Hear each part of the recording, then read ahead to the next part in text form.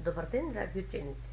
Добро дојдовте во нашата училница по предметот работа со компјутер и основи на програмирањето во четврто деление. Денеска ќе научиме да работиме со датотеки и папки, односно правилно да ги извршувате основните операции во оперативниот систем. Секој од нас дома ги организира предметите. Дали книгите ги чуваш на секаде низ собата? Се надевам дека одговорот е не. Книгите се чуваат на соодветно место. Секој од нас има дома библиотека, односно полици со книги. Книгите ги подредуваме според големината, бојата, според намената. Можеме да ги чуваме и во фиоки, но исто така подредени според нивната намена. Книгите ги редиме и според оделението во кое што во моментот учиме. Дали облеката се става во посебни предмети, наменети само за чување на облека? Да, одговорот е да. Секој во нашиот дом има плакари, шкафови, фиоки, кутии, во кои што ги чуваат облеката. Облеката ја организираме според годишното време, ја подредуваме според големината, според намената, бојата. Можеме да ја организираме и во фиоки и на многу други начини, без тоа да биде облеката насекаде низ нашиот дом и да представува неред. Дали знаеш каде стојат твоите предмети дома и дали лесно можеш да го најдеш предметот што го бараш? Сигурна сум дека одговорот е да. Секој од нас во нашиот дом треба да биде одговорен. Предметите кои што ќе ги земе и користи треба да ги стави на соодветното место, односно таму каде што им е намената. Секој од нас, доколку се однесува неодговорно и предметите кои што ги користи во домот ги става на несоодветно место или ги остава едноставно било каде низ нашиот дом, во нашиот дом ќе настане огромен неред, односно ќе настане хаос. Истото ова е многу важно да го знаеме и користиме кога го користиме компјутерот. Сите оние документи, датотеки и папки кои што ќе ги направиме на нашиот компјутер треба да бидат добро организирани за да можеме да ги користиме правилно и во времето и моментот кога ќе ни бидат потребни. Компјутерот има можност да го зачува она што сме го работеле, така што ќе зададем инструкција каде, односно локацијата, местото каде што ќе биде зачуван документот и под кое име ќе биде зачуван. Тоа е многу важно во моментот кога ќе ни биде потребен тој документ да знаеме под кое име и каде да го најдеме. Компјутерот ги организира податоците во датотеки, односно фајлови, и во папки, односно фолдери. Податоците прво се групираат во датотеки, а потоа датотеките се подредуваат во папки. Нешто слично на предмети, фиоки и шкафови. Ке започнеме со датотеките, односно фајловите. Тие се виртуелни предмети во компјутерот, со кои можат да се зачуваат податоци, информации, нагодувања или инструкции што се користат со соодветна компјутерска програма. Датотеките се прикажани како икони од програмата што може да ја отвори датотеката. Текстови, цртежи, презентации, слики се примери за датотека. Датотеките може да се креираат во соодветна програма.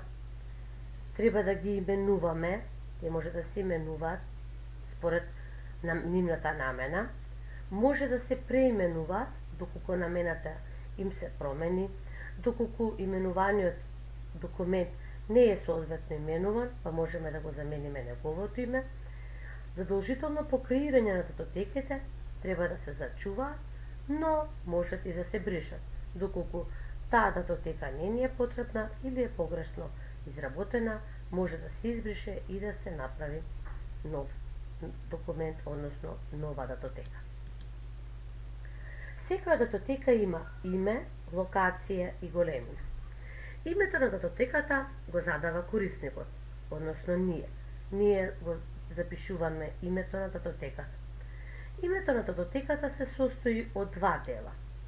Име и наставка на датотеката кои што се разделени со точка. Мојата датотека се вика алгоритам. Алгоритам е име на датотеката, има точка и доц е наставка на датотеката. Наставката на датотеката го одредува типот на датотеката и зависи од програмата во која ја правиме датотеката. Текст датотека, графичка датотека, системска датотека и интернет датотека. Точката е задолжена зашто на тој начин компјутерот разликува име од тип на датотека. Тоа е овој пример. Кога ќе изработиме датотека во Word, можеме да го ставиме името исто како и наставката на датотеката, но помеѓу нив постои точка. Тоа значи дека доцх на почетокот е името на датотеката, па следи точка и наставка на датотеката повторно доцх. Исто така многу е важно да ја знаеме локацијата на датотеката, но местото на компјутерот во кој што сме ја зачувале датотеката. Локацијата исто така има име за да може полесно да ја најдеме нашата датотека. Јас што изработив датотеката се викаше алгоритам. Таа се наоѓа во Home, во папката User, на работната површина, во датотеката алгоритам. Значи, мојата датотека алгоритам се наоѓа на работната површина.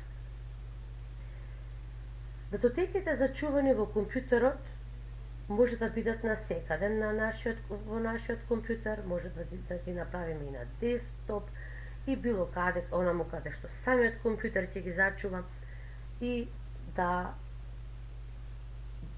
мора да постои начин ние да ги организираме. Датотеките зачувани во компјутерот можеме да ги организираме во папки, односно фолдери. Често компјутерот сам одлучува во која папка ќе зачува некоја датотека, но најдобро е ние сами да одредиме во која папка ќе ја зачуваме датотеката. Секоја папка има име, локација и големина. Папките се организираат и се именуваат според нашите потреби. Овде ќе има две папки. Едната папка е со име прво оделение, а втората папка е со име четврто оделение. Сите датотеки, документи кои што ги имам изработено, ги имам поставено во двете папки, но според соодветното оделение. Датотеките и документите за прво ги поставувам во папката за прво оделение, а останатите за четврто оделение. Значи, многу е важно сами да го организираме просторот во нашиот компјутер и да следниот пат можеме да ги најдеме документите кои што ни се потребни, а се изработени во предходно одреден временски период. Две папки или две датотеки не може да имаат исто име ако се зачувани на иста локација. Ако две папки или две датотеки имаат исто име, треба да бидат на различна локација, односно на различно место на нашиот компјутер. Пожелно датотеките да имаат различни имења, зашто подоцна полесно ќе може да ги пребараат во компјутерот. Овде ќе има два примери на две датотеки. Едната е со име делови на растението, а другата има поставено датум, кратенка со две букви, цртички и насловот продолжува со делови на растение. Овие два документи се наоѓаат на различна локација и се со слично име.